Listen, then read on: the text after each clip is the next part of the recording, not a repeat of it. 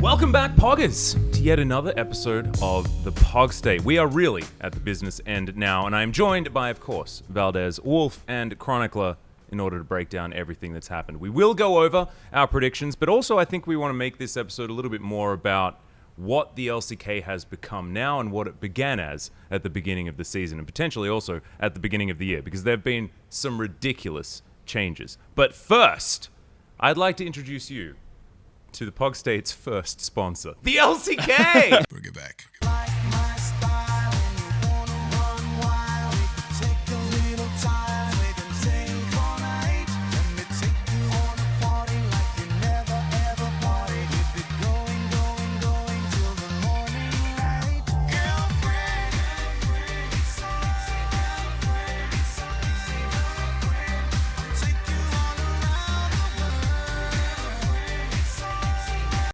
The LCK store ships globally. We can get it to you wherever you are. In fact, some of our prizes on this show in the past have gone to very, very remote locations. I believe Nepal was one of my most favorite, where we had to deliver a t-shirt up a dirt track or something like that, and the mailman managed to make it, and the t-shirt was delivered. Very cool story, but we are also giving away this mouse and keyboard right here.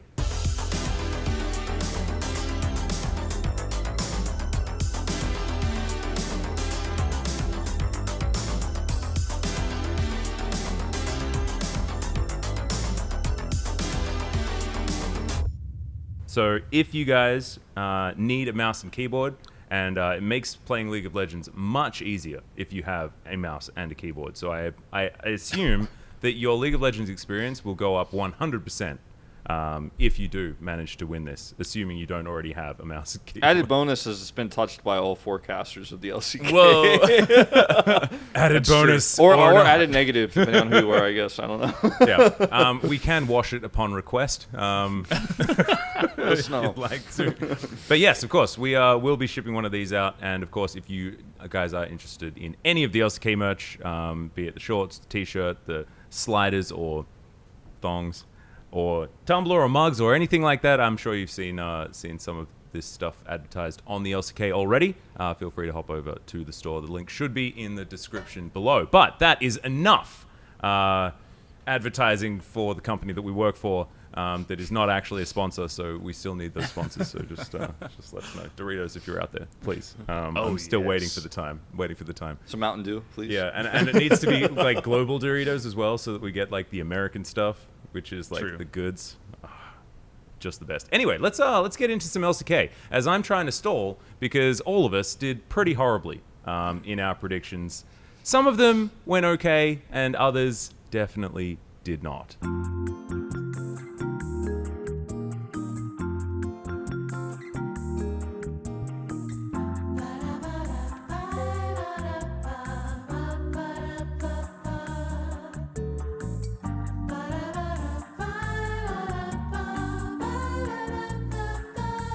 So let's have a look at Week 7 and how things eventuated. How things all managed to go downhill for old mate Atlus and his love of Hanwha Life Esports in his predictions.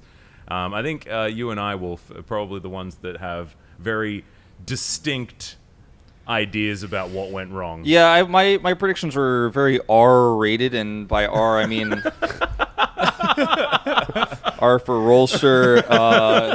So you don't want to show those on the screen, or Team maybe Rocket really was blasting off again. And make sure you have a parent in the room if you're looking at my predictions. I voted a lot for KT. I thought they were going to do a lot better than they did, and they did not. They looked very bad, unfortunately, in their match against DRX last night.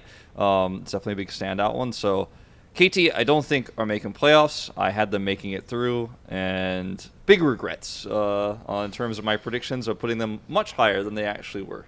Yeah, I made a few mistakes myself, and I think that it's only going to get worse as the season goes on as well, because I had some predictions for Hanwha Life Esports that may not be coming true. If we have a look at the last few games, I think I've got Hanwha beating Afrika pretty considerably. There was one where your faith in Hanwha Life actually worked out in your favor, and that was against Nongshim, where Nongshim took the 2-1 victory over Hanwha. Everyone else voted 2-0 for Nongshim, but you, Atlus. I got the 2-1. You knew it. You got knew. the extra point. Yes. And I want to applaud you for that. Well, I mean, I guess there's that one. And actually, looking down the line, Hum Life weren't what let me down. Like, at all, actually. So maybe it's fine.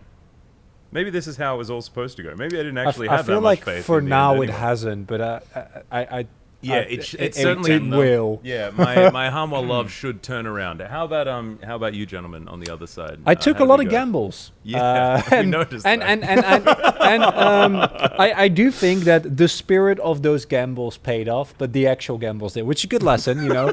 Don't gamble because no, because I would have been right if I voted earlier. Like, I wouldn't have bought. I wouldn't be right if I had have got it right though. Think about that.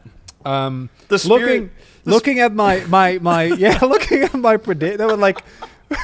Looking if at you my just look at the bottom of all these, there's a few red lines drawn across the board. You know, the good old Frederick Brion versus T1 red line there. That one was just bad. Like Frederick Brion versus T1, that one was just not it. But I still think that the DRX versus KT match could have been a 2-1 for DRX. That was for sure. Absolutely. Everything about that was just horrible. That's the one I give you. The spirit of the prediction was correct. Legit. That and the fact that DRX actually did win a match. But it was against Africa. So I misjudged it slightly, and I have been punished appropriately. Also, I had faith in Gen.G, which... And there is a lot of big red blocks as well. And these sort of represent the actual upsets that have occurred throughout the LCK so far. And I think it's because we've got teams really on the rise and other teams not necessarily falling, but not being quite as powerful as we thought. Of course, obviously, we have to talk about Live Sandbox. This is a team skyrocketing to the top of the LCK. There was a time where we'd talk about the middle of the pack being like, what? Africa, Sandbox, and KT? Yeah. Like you might have even put Fredit in there. You know, you were like, oh, they're almost there. But not anymore. I feel like those times are well and truly over, and the Live Sandbox era is certainly upon us. Those are the big blocks that we have is Sandbox upsetting T1, right? Upsetting Nongshim. So also Africa getting a bunch of upsets. Yeah, Africa with 2 big upsets. Because Africa, I was kind of down on Africa when we did these predictions. I felt like they were very much middle of the pack, right? Like I see them win against the weaker teams, but I don't really see them get the upsets. But then they promptly decide to win against both Gen.G and Damwon Kia. I mean, the red blocks for Africa are like double upsets because not only did they beat Damwon and Gen.G, but they also decided DRX? to lose to DRX. Yeah.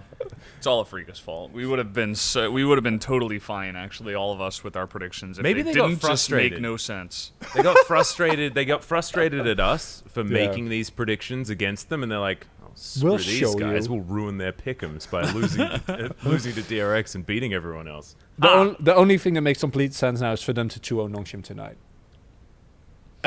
Naturally, yeah. I don't think 2-0. I think it has to still be a 2-1, and it has to be very messy. And at the very end, somehow they do it. Yeah, we all wonder how it happened and what it means. It's not a good thing. It's not a good thing, by the way. No. It's a little bit worrying if that happens. And I guess now looking forward as well, we're going to have some different ideas about how the rest of the matches are going to go. What did we say? I think all of us have got a 2-0 for Nongshim, so that might be a little bit more up in the air. Actually, there's only one different across the whole thing. It's your Gen.G versus Damwon Kia vote. You voted for you guys Damwon Kia. We all voted for Gen.G. So I think that's going to give you another W. It's going to be in the W column for Max, I think, probably. So does that mean that if we have a look at the scores as they stand right now, I think it's very important to bring these up onto your screen to see who gets the dummy sticker and who does not. High five, dummy sticker, yeah. Analysts unite. Oh, yeah. But it is actually Valdes out in front. 18 points. I am barely behind him with 17. And then our analysts sitting on 15 points apiece. 15, not exactly awful. However, we still win, so... This is the table and it was, it was just 1 point, and I was just looking through some of the things, like predicting, like, Hanwha Life 2-1 over Fredit Brion. That's one of those ones that could have easily gone either way, but I'm like, we'll throw Fredit Brion a win, so, like, I get the extra point for that one, whereas, like, Atlus doesn't, so... It was really close, and the fact that I'm in front right now, actually, like some of the points that I got, I'm like, well, it easily could have gone either way. So I think it's more of an illustration of how unpredictable the LCK has been, rather than anything else whatsoever. Pretty much all of my like ones that are standout wrong involve KT Rolster. KT versus Gen.G, I thought they'd take a game. KT versus Damwon Kia, I thought they'd take a game. I didn't expect them to win, but I thought they'd take a game. And then I had also KT versus DRX I got wrong because I thought KT would 2-0. Did not happen. They should have. I mean, just hit the Nexus. Yeah. I just stared into the abyss that was DRX, and DRX stared back, and then did things that still don't make any sense to me. I mean, they won a match, and I was very adamant at the fact that, in fact, there is probably footage of me being very adamant of them going 0-6 -12 for the rest of the season, but they did not do that. They, in fact, were able to take a game, even last night, right? In that extraordinary, I was about to say excruciatingly. I mean, to be real, it kind of was an excruciatingly long series. The base race at the end to save game 2. Oh, I think in a different context, we would have been like, that was the most hype series ever. But in the context of that match, everything that was leading up to it was not great, and then that moment was also not great because he just hit the Nexus for ordered the Nexus. Yeah, I just don't understand how the Nexus didn't get more POG votes. Yeah. No, that wasn't the Nexus. That was, who was it? Was it Jet on LeBlanc just like randomly drawing aggro and then getting ordered like 3 times? Yeah, 5kid flashed forward. Yep. Wait, maybe we're talking about different things. No, we're not. We're talking about the same, because he flashed forward to attack Jet on LeBlanc. And then LeBlanc just blew him up instantly. He could have just sat there and attacked the Nexus 2 times, and that would have been enough damage. But one of the rare non-5-head 5-kid plays. Yeah, it's getting a little bit ironic over Yes. there. So it was definitely an interesting match, to say the least. But KT managed to pull it out in the end, being able to pick up that win in 2-1 fashion. So DRX were able to get 1 there. They could have theoretically saved it all, but didn't quite work out. And beating Afrika was also pretty good for those guys. So they're not the, 1-17 that I was predicting with like a -29 scoreline. Could have been worse. It could have definitely been worse. And now they get to play some pretty epic spoiler as well, theoretically. Who is it? Is it T1 that now has sort of the dream run towards the end with DRX and then Harmolife Esports being their next 2 opponents? DRX should be pretty comfortable for T1, and then they're going to be cruising to the very top of the standings there. It's going to be really, really important. It's insane, like how close the top spots still are. Like we still have no clue who's going to end up where in playoff seeding, which is really cool. Yeah, let's get into our teams and what we've expected, what we've noticed, what we've seen throughout this season, because it's been pretty ludicrous. Yeah. The evolution of the LCK, and I've got an interesting take. I'm going to save it until like halfway through. This was like a shower thought that I had last night. It was like 2 hours of me like lying in bed thinking about it, and it was, I don't know. I think it's kind of cool. This new idea that I have for trying to adjudicate the LCK. But biggest surprises, Chronicler. Let's start with you. I can go with obvious and go with gory, because that I think is without a doubt the biggest surprise. A player that none of us were already excited about. Was like, he's probably better than Bay. That was about as far as we went. Yeah. But top of the POG standings, looking incredible, having key highlight plays, even the matches when they lose, like against Liv Sandbox, like his side display, like mechanically just looks absurdly strong. Winning that 72-minute game with that Silas composition that we felt should have been outscaled, but then they win at 72 minutes. Oh my god. Yeah, Nongshim as a whole, right? Like Dokdam also, I think Dokdam and Kalin already looked good in spring. Like they looked like the strongest part of that roster, but then now they're just one of the best bot lanes. If not for yesterday's match, you could call them the best bot lane, but then seeing Gumayushi and Keria put on a clinic just made me go like, oh, please let these teams face off more. I want to see it. So good. We have seen that one before. Yeah, I know, but I want more. Yeah. And also, you just never really know what you're going to get, or what we saw last time when it comes to T1, who have now finally solidified a roster towards the end of the season. Seems to be the way every single time. Even when they say at the beginning of the season, no, this is what we're going to use, just never is. It's just not how that one goes. And so finally we have rested on some sort of normalcy. But you're exactly right. I think that bottom lane's amazing. I love the fact that we had conversations last season and last year of like, get Doc Dam a team, you know? Damn, he's so good, but maybe he's trapped on team dynamics or Nongshim Red Force, you know? Like, I just think that this guy has such huge potential. Well, guess what happened? They became a team.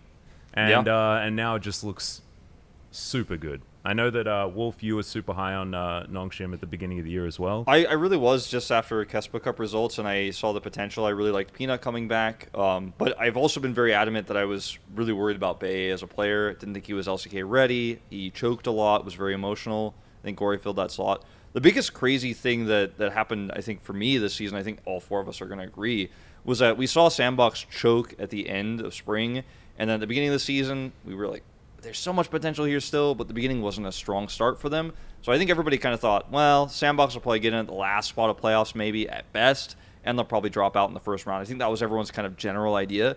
And now they might be the best team in the LCK. And we called them a romantic team, right, because of their aggressive play style. But I think what we were kind of labeling, or the Korean community was labeling, and we then used of the romanticism of this team, was really just this team figuring out faster than other teams in the LCK right now, this meta, how to be decisive, how to be aggressive, how to make extremely fast calls in the moment. And I think some of the mechanical skill kind of evolved around that throughout this season. Their decision-making is good. Their mechanics are getting better. This team has so much potential right now. And I'm very happy if we send this team to Worlds, to be honest, right now. And I don't think I would have ever said that at the end of spring or at the beginning of summer. And I think that one of your points is my absolute all-time favorite, because the thing that we have disliked about Sandbox since they debuted years ago is their drafting. R5 Aatrox. They have been the R5 Aatrox. They have counterpicked sick Renekton's and things like this throughout the entirety of Sandbox being a team in the LCK, but they've tweaked the drafting just a little bit. It's still hyper aggressive. It's still playing for lane in a lot of these situations, but they tweaked it just a little bit so that they could get strong lanes that also mesh into a team with an identity. And whenever they're on the rift, they identify what that identity is and play towards it. And I love that. I think that's like, that's the showing of a great team, not only like from a coaching standpoint and from like a drafting direction standpoint, but also from how they play together. I think this is a team that could only get better, and I think it's just so cool. When we were talking amazing. about like what was it last season, like Effort inting his way towards like Oblivion, and now comes through like probably second best support in the league, right? I think he's up there. I think I put him below Callan as well. I think Callan is also insane, but then obviously Keria's first. Yeah, So it's Keria, Callan. Carrie's like Yeah. up here. Yeah, we don't hanging out. really. Keria's not really like we never ever Callan actually have to mention him I because I it's think such a I think given. Keria had probably one of the best Thresh games in the last 5 years. Yeah. I think it was probably the best Thresh game Yeah, I've seen and in the then last 5 yesterday years. Gen.G was like, you can have a Fidels Fresh. That's Yeah. it's okay. And then it worked out as That's expected. fine. Yeah, the but drafting yesterday from yeah, Gen.G was a little bit, yeah, A little bit suspect. yikes. Yeah. But at least there's more diversity. And that's actually one other player, and I know we haven't seen that much of him. I wonder how Gen.G split would have been if they'd subbed in Burdol earlier, because I do think that the team is like still going through a transition, but Burdol as an individual player does make me very excited. Which is something that I haven't said for a while about Gen.G. It's actually ridiculous, and I think you guys illustrated it really beautifully on the cast last night as well, which was how Gen.G changes with an X factor on the team. And I thought that was a really beautiful thing, because that's exactly what they've been missing. They've always been just the white bread of the LCK. Yeah. You know, for a really long time. They play slow and they act as a bit of a benchmark, right? Like, this is coordinated teamfight League of Legends, and we wait until we're confident in the team fighting, and then we go, you know? And I know it doesn't sound very nice to call them the white bread, but that's what they were sort of representing, because they weren't making those big plays.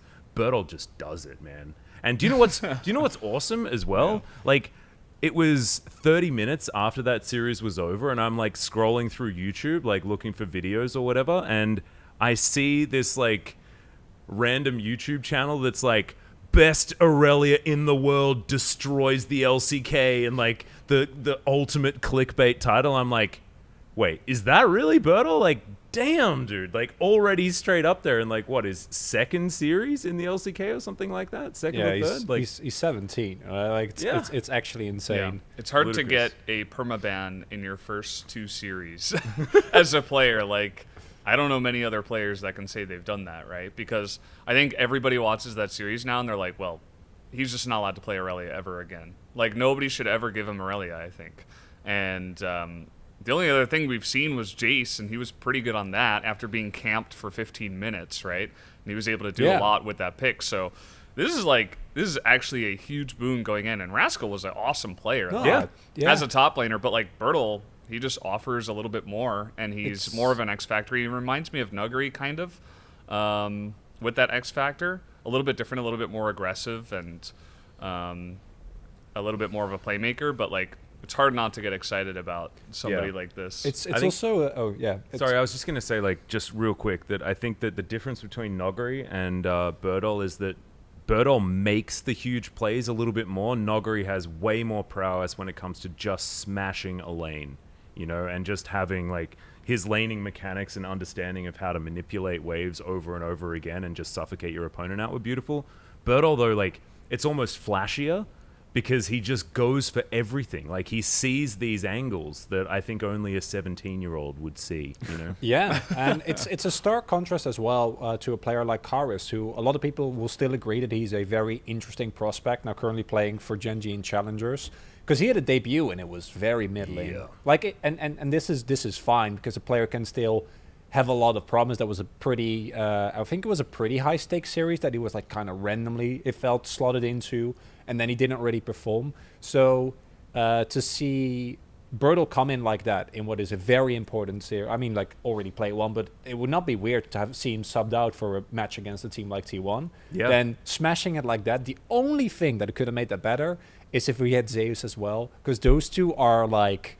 That's a rivalry I actually want to see, because you know they were trainees on T1 together, and Zeus has also shown a lot of promise, and I think Kana deserves with his increased level of play. Like, that's completely fine, but I want to see those two face off, because like, imagine a skill matchup between Zeus and Burdol is just like. The interesting thing about Burdol coming through is he's a player that we were kind of a little bit hyped about when he was first announced to come to Gen.G, became of age. And then at the very beginning of the spring season, he wasn't actually eligible to play for a while. Then was eventually able to play. Then we didn't see him for a really long time. But we were always wondering, like, how's this guy going to do? Because he was one of the most hyped players, right? Along with Zeus right now. And then, of course, before that, Gumayusi coming into the season. And T1 and Gen.G always grab those new and rising players. But I think Gen.G was so predictable. You called them kind of the white bread of the LCK. But I think part of the reason why Gen.G does so well in the beginning of a season is because, like, in the beginning of the season, no one's really figured out the meta yet, and Gen.G is kind of like the final boss of a single-player game, where once you know how the patterns and once you know how to beat Gen.G, like, they're no longer the best team. They're no longer just going to be number one consistent top team. But I think Burdol kind of changes that, right? Because he plays a lot more aggressively than Rascal. I think Rascal is still the better player, but I think the weaknesses that Burdol has are so easily fixed, and he'll grow so quickly beyond those weaknesses that I think he might become the mainstay for Gen.G going to playoffs. Yeah. And I actually was skeptical about the Burdol thing. I think I spoke to most of you about this. Like, I was always of the opinion that Rascal's just really good. I didn't think that was where the problems lay for Gen.G, right? I thought that, you know, the inconsistency of Cleared, the fact that Ruler is not having the season that he had in spring, you know, that could have been part of the issue. But just... I don't know. I'm happy to be wrong, you know, because Burdol is just that new thing that they needed. It's honestly similar to what T1 went through, where I don't think Rascal is like, he was one of our highest stated player for a reason, right? Yeah. And he's carried countless Gen.G games through solo kills, through lane pressure, for like really great backline dives. But it's similar to, I don't think Cuz as an individual player was the problem for T1, but subbing in Owner changed how that team works, how that team moves around the map, and Burdol just provides exactly the same. Yeah, and it's a really good comparison. And Gen.G clearly is, I imagine now is like, oh, if only we did this 3 weeks ago, and we actually had a little bit more time, because it feels like Gen.G is now where T1 was in their development 2 weeks ago, when they were still losing against Live Sandbox, right? But still looking reinvigorated. Yeah. And we're talking about them like this after they just lost to T1 as well, which is a bit of a testament to how well T1's also playing with their roster at this point in time. We've spoken about Nongshim a little bit, Live Sandbox, and now Gen.G. And I think that we do need to address our other couple of top teams. T1's certainly one of those. Damwon Keria, another one. And Valdes, which one would you like to take first? We didn't talk about T1? We didn't really. Well, not really. I mean, we didn't talk about We our sort of talked expectations around versus T1. reality. Yeah, I can talk about T1. Damwon is like, I don't know. It's like the weird like void monster in the corner. Like somebody else can take that one. Like I'm not gonna deal really with that difficult weird as well? like void elephant there. Like We just went over Gen.G for like a really long time, and we haven't spoken about Dam. We don't really know how to talk about Damwon, and they may have just smashed Gen.G 2-0 after this recording goes out. No clue at all. If we have a look at the line, that would give Max the equalization with Brennan Valdes. I think you might be on the line happen. with that one. We'll see. Yeah, it's. I think Void Monster is a good one for Damwon Keria, where it's just as likely that they'll like eat you alive, that you just kind of sit there and you're like poke them with a stick and they nothing might be happens. friendly. We have no idea. Like, we're not sure. I don't know. We don't know. You landed on a planet, you're like, we come in peace, and we don't know whether we're going to get stabbed. Yeah. So I don't know. I think T1's much more simple to talk about, you know. Especially watching them yesterday. Like I really liked the way that they drafted. I think they have a pretty good handle on the meta. And the biggest thing that stuck out to me was they seem to have like a game plan now. There's a couple of things. Like they have a game plan, and it's like, okay, get Kana on something he's comfortable with and play around Kana. And that wasn't necessarily always the play. They kind of like leave Gumayusi and Keria down there in the bottom lane doing their thing. They usually win the lane anyway. Getting 2v2 because they're kills, they're so good. Like you just let them get duo kills, and then we can just focus on the rest of the map. Faker's always going to be solid, so let's just play around Kana and his comfort picks and just sit up there. Like Owner literally just sat in the top lane. Legit.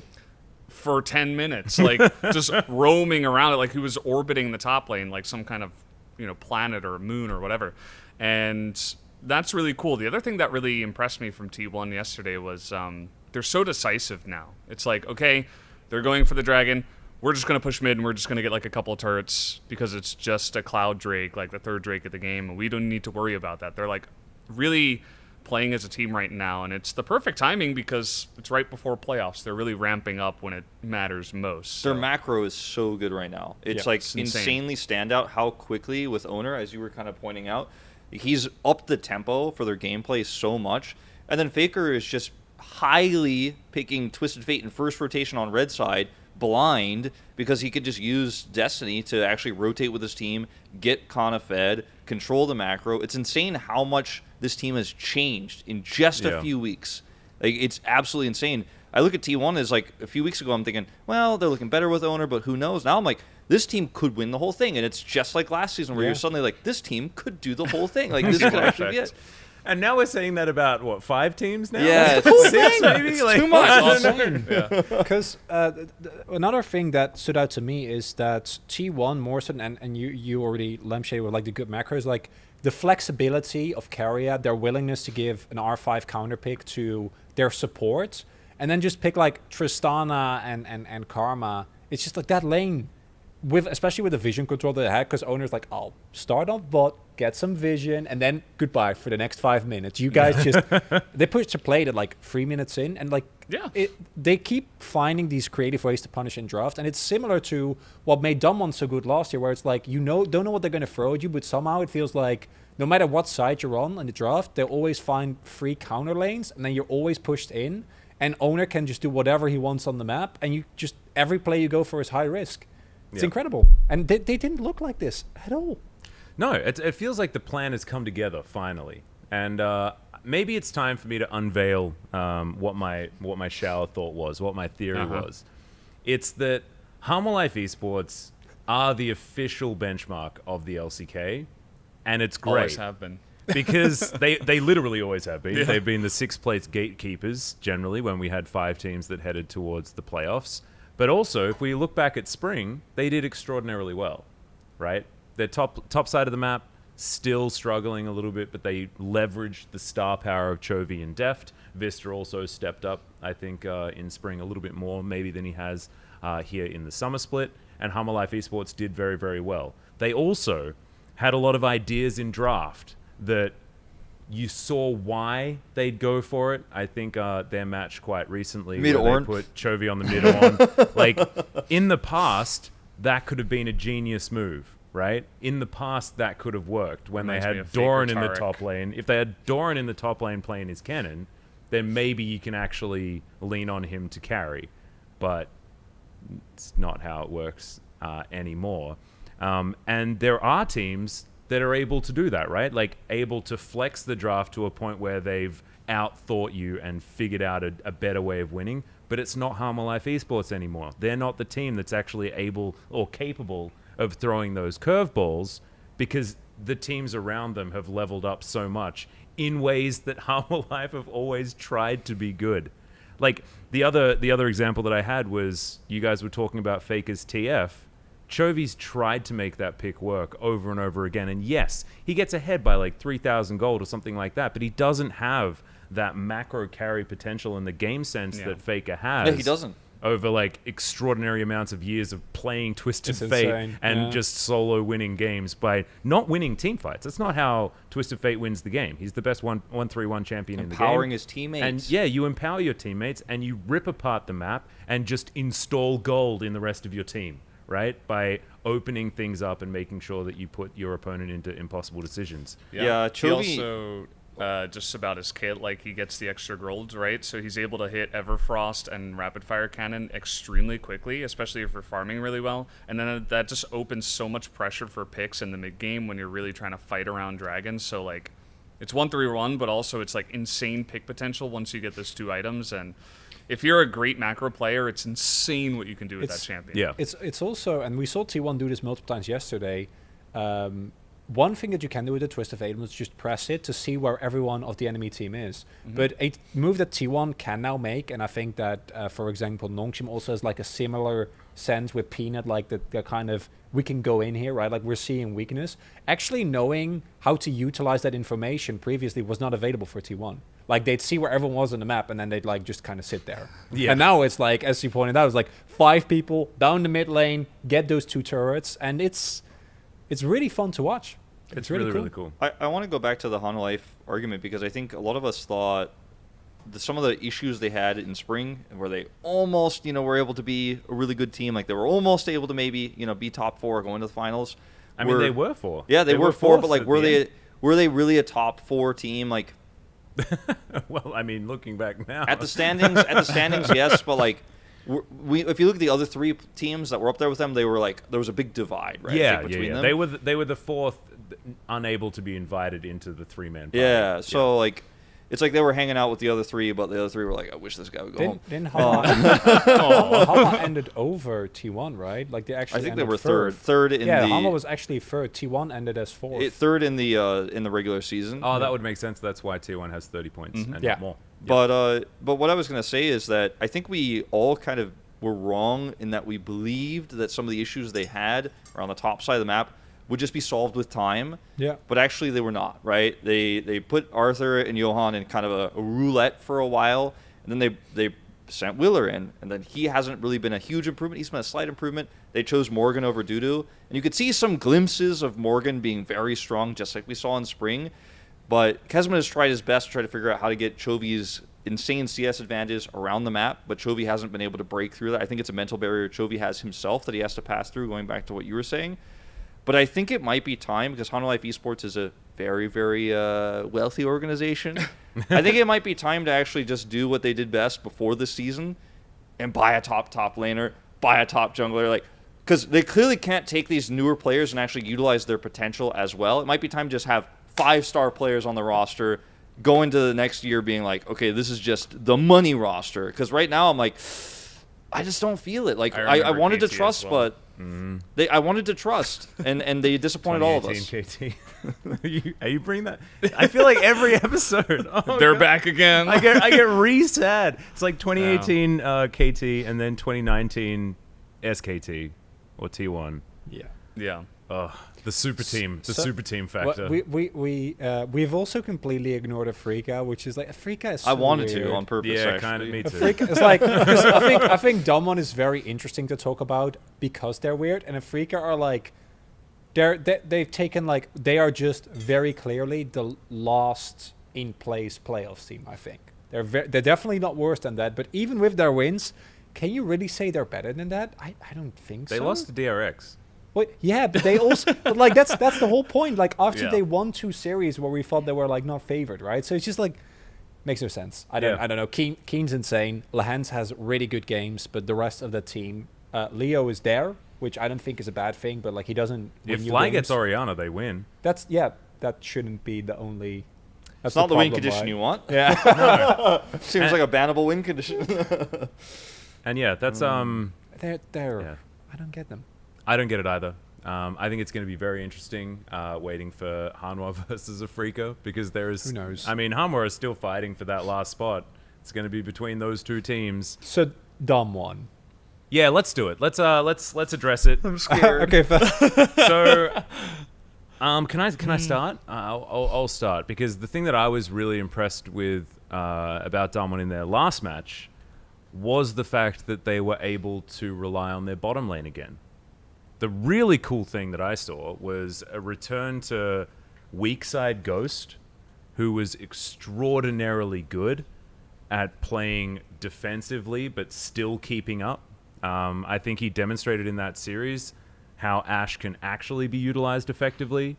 Not only that, but Showmaker and Canyon were once again the Bash Bros together, and that was always the scariest form that Damwon ever had, was when it was Showmaker and Canyon taking control of the map, and we saw that. But we only saw it in a match against Fred at Breon, who are theoretically Damwon's kryptonite, but still, it's not exactly top-tier opposition, and they Yeah. will have just recently faced against Gen.G, and with Burdol being so scary, you know, like, think about the age gap between him and Khan. Like, that's like, what, 7, 8 years? Like, It's the biggest, one of the biggest in the LCK, if not no, the it is biggest. the biggest, Yeah. because Khan is the oldest, and I think Burdol is the youngest, right? I'm not 100% sure about that. Yeah, it's between him and Zeus, I'd imagine.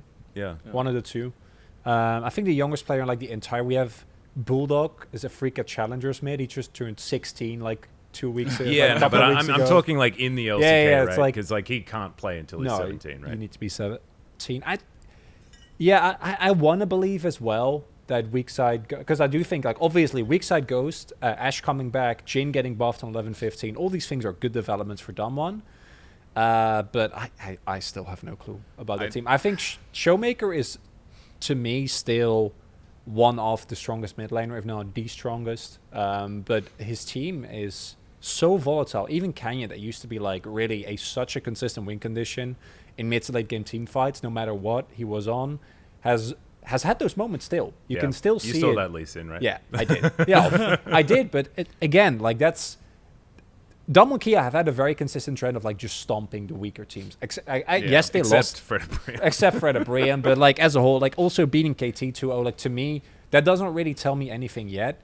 And I still, I feel like Ghost and Barrow are legitimately like in the pretty far down in the bottom half of LCK bot lanes at the moment, which says a lot. Like that's also really positive for how strong our bot lanes are as a whole. Yeah. But I'm worried that's going to keep getting exposed when you put Ghost and Barrel against. They haven't looked that amazing, but still, Ruler and Life, Gumayushi and Keria after yesterday, obviously, Dr. Mankellen, even Prince and Effort. Like, Yeah. It's Yeah, I don't. You were talking about their last matches, and they beat DRX 2-0, they beat KT 2-0, and they beat Bro 2-0. They lost to Afrika yeah. 2-1. And from what I remember, that was a couple of matches ago. I don't think it looked very good for their bottom lane as No, well. that And was that's actually a against bot Leo and issue. Lahens, which Yeah. is not exactly the top of the team. They're like very middling. They're in extremely the LCK. middle pack, yeah. I'd say they're third. Leo and Lahens. Yep. Followed by Ruler and Life this season. Yeah, I think I mean- we got to get the rose tinted glasses off. I think Ruler and Life have looked way worse Maybe. than they did in spring. I think there is. I do. No, you'd put, wait, I kind of- third? Where do you put Prince and Effort then? Yeah, I'm like, hold sorry, on. sorry, like, we Prince and gotta- Effort are third. Oh, I thought yeah. Dr. I thought you Mankellen meant is Leo. I second. thought you meant That's- Leo. yeah, and I was Hans. talking about Leo and Lahens. Oh, Leon. I was like, all right, Max, man. pass it over. Completely on board that, Max. No, This is once again me getting Lehens and effort, like our two players with like exactly the same play style. Yeah, completely mixed I up get it. as I usually like, do. Yeah. Just DK, they lost that match against Afrika, and that was against Leo and Lehens, which is very middling, right? Yeah. And we all kind of agree on that now. Yeah. We do. And I'm not ready. I'm very worried for them against Gen.G. Like Gen.G looked good, even especially with Burdol, and I think Burdol is a player that can potentially exploit Khan, who is generally very solid. And I think the bottom lane also is just going to be, I think it's going to be a stomp fest. Like I do agree that Ruler and Life have fallen down a little bit, like as you were kind of alluding to, in terms of our bot lane standings, but like they're still extremely strong. I think that they're going to crush them, and I don't know what to think about Damwon. If yeah, they can take win against weak teams as they always have, but like we haven't seen anything out of them for the last like 3 weeks, really. They haven't had to prove anything, and the one time they had to, they lost to Afrika. So like, Yeah, true. I mean, know. Damwon doesn't lose to Gen.G. They just don't. Damwon have kind of I feel like a mechanical bar that they set the same way Gen.G do in different ways, but they will do well against the bottom teams. They will struggle against the top teams when the top teams are playing on their best form, right? If it's an off day for Gen.G, for example, I think your prediction might come true. Like Gen.G also kind of experimenting a lot. They have Burdol coming in, but my worry for Damwon is not really what happens from the LCK. I can't predict them right now to take the title, but how they perform internationally, because they're almost guaranteed to go to Worlds. That's what I'm most worried about, because the rest of the world doesn't play like the LCK, and I think that's when Damwon's strategies kind of can break down right now, right? Last year, Worlds meta, of course, they led the meta, right? But this is a very different scenario. And I think that when we look at, because we're kind of doing a bit of a retrospective here, we look at how the season started for Damwon, it felt like the weird role swaps and stuff they did, right after they switched back, we were like, oh, look, they're back. But actually, were they really back? Like, I think I especially was feeling like, oh, this was the right choice to actually do these weird role swaps at the beginning when they came back and they looked good. But now looking back at it like even further, maybe it wasn't actually. Maybe they needed more time together. Maybe they needed more time to actually just hammer out those issues and get that bot lane fixed instead of just kind of taking a break and then coming back to the same sort of problems. Because, yes, they look better in some ways, but are they elite? I don't think so. And like Valdes is saying, like that's the biggest problem, is you need to be at the top level when you're competing against the best the best that LCK has to offer and the best the world has to offer later on. Yeah, I think it's a really interesting point, because I think a lot of what Damwon has been outspoken about has been burnout. Because, you've had Showmaker be very outspoken saying he doesn't have as much fun playing the game anymore. You've got obviously Beryl just playing Genshin Impact as much as possible. Khan's likely going to retire, right? He can't defer his military, so. Which is why we see that Khan is the one that's the most invested, right? Because he can feel the clock ticking. He's the one that's, trying to drive this team. But I think that the fact that they went for these role swaps, the fact that you can see that they have been giving their players as much slack as possible, I think is really important. But now I think is when, Coma starts to bring the belt out. Now is the time where it starts to get towards crunch. And I think that Damwon are a team that have showed us that when they decide to be on, they are on. Damwon, more so than any other top team, it's so easy to rate them, honestly, because we call them avoid monsters. If Ghost and Beryl between now and playoffs play the game again, they're gonna be a top contender for the title. That's legit it, because like it's not that simple, really. It's no, but like it kind of is though. Kind of like you can make a prediction either way and look really dumb, because it just boils down to that. Like Showmaker, Khan, and Canyon's quality. Even though there's been something like who is not going to be inconsistent when you feel like you're playing 3v7 most of the matches, right? Like it's legitimately, if they bring it together, then I think Damwon Kia suddenly title contender again. Like the star power of these players speaks for itself. If Ghost and Beryl keep playing the way that they do, I think Damwon Kia is going to end 5th, maybe 4th, and they're gonna have to. They're probably, like you're saying, like just because of spring, they'll still like have a really easy shot of making it to Worlds. Might even be guaranteed. Like there's some scenarios. It's almost guaranteed. It's basically guaranteed, right? But they're gonna be not our best seed, and even if they're a good seed, they won't be the better team. Oh, you think so? If well, again, If the barrel if Ghost and Barrel keep situation playing isn't the way addressed. they are right now, because like we're saying, like the last couple of matches haven't really given us good look. The one that was supposed to Leo in the hands, they got bodied.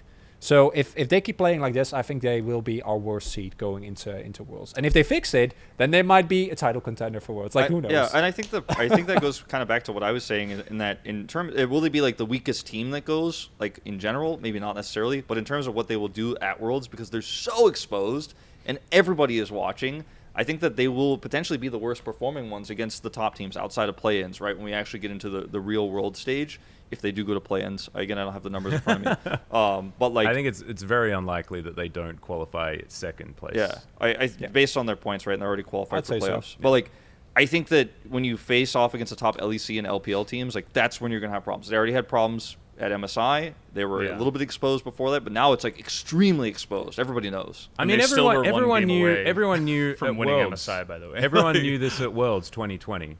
They still won. Everyone knew at MSI. They still took the final to 5 games. Like, you can talk about exposing the bottom lane, but I think that Damwon at their best were very good at mitigating that and playing through where they were strong, right? True. Because there's one thing to talk about exploiting, and there's the other thing to talk about playing to your strengths, right? And Damwon have demonstrated that they are very good at that. However, I think that your point still stands, right? Because the rest of the LCK has really sort of grown up around Damwon. And it goes back to my Harmor Life point, right? All the rest of the teams have like done their homework, got all their synergy together, and I think that Nongshim and Live Sandbox are the perfect examples of why the way Harmor Life were winning in spring is no longer good enough. Yep. Moving into summer, and I think that is the most exciting part. The fact that we do have intelligent drafting, synergy between the teammates, and understanding of how you as a team win the game. I think Live Sandbox are perfect at that, right?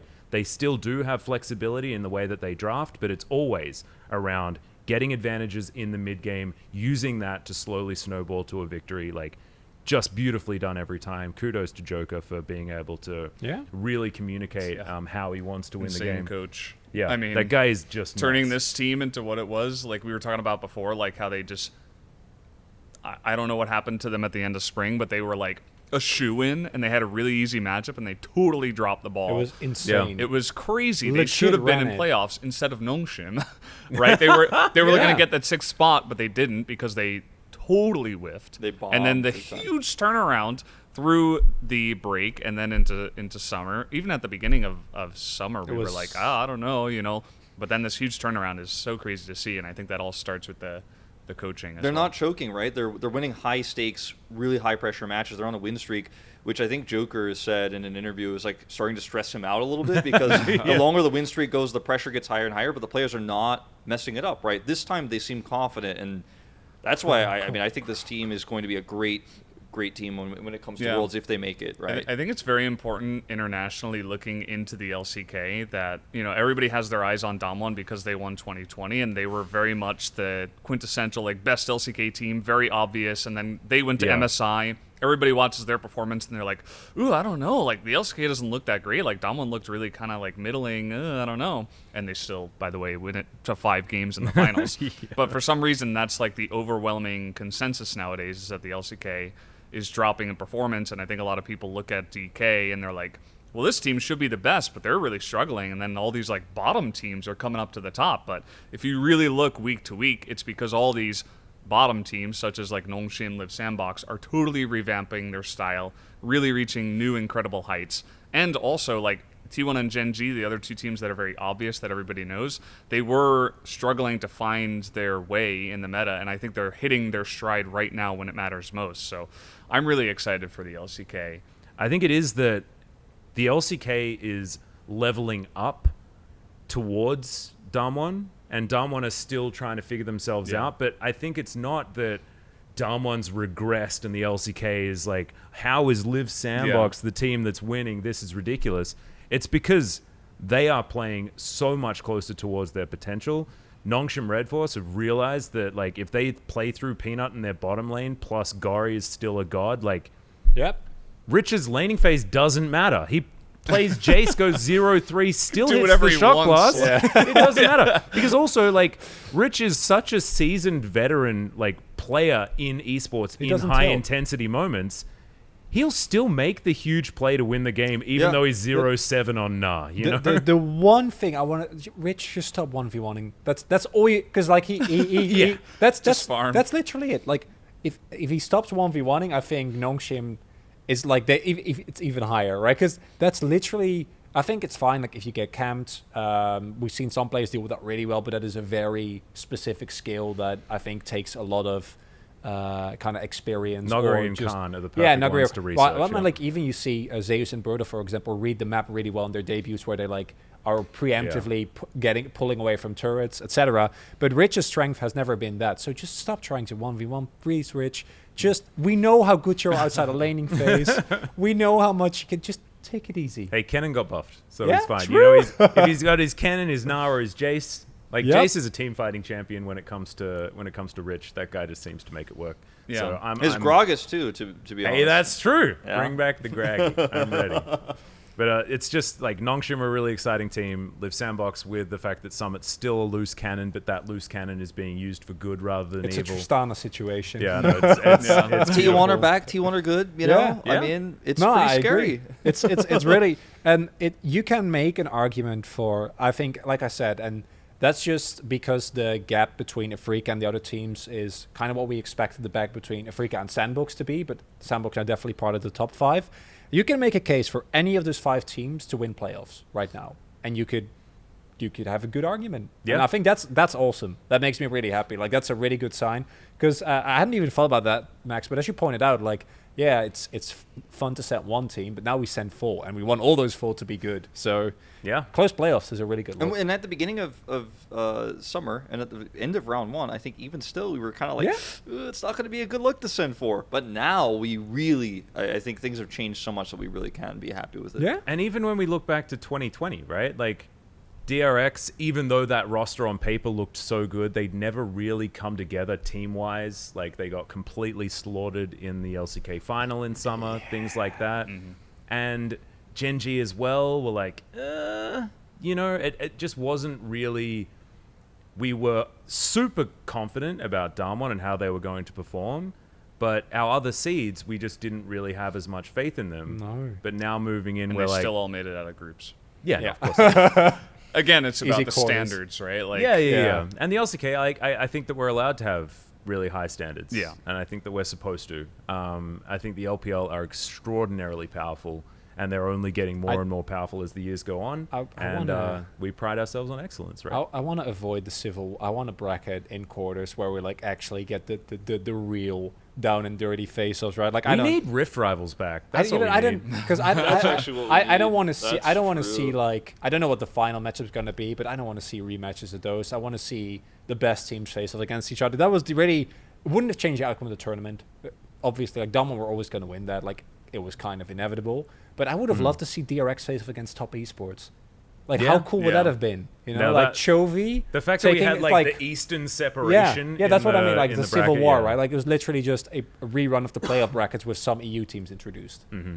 And I honestly I want. G2 and Fnatic are just like, we were there too, guys. I mean, they were like G2 smashing. I think Yeah. every one of us were also like, when you saw that draw and it's like Gen.G versus G2, you're like, Yeah. goodbye Gen.G. Yeah, It's like so that was obvious. poetry right there. Yeah. And then the fact that Damwon get their revenge in the semi-final as well. Like perfect oh, matchup.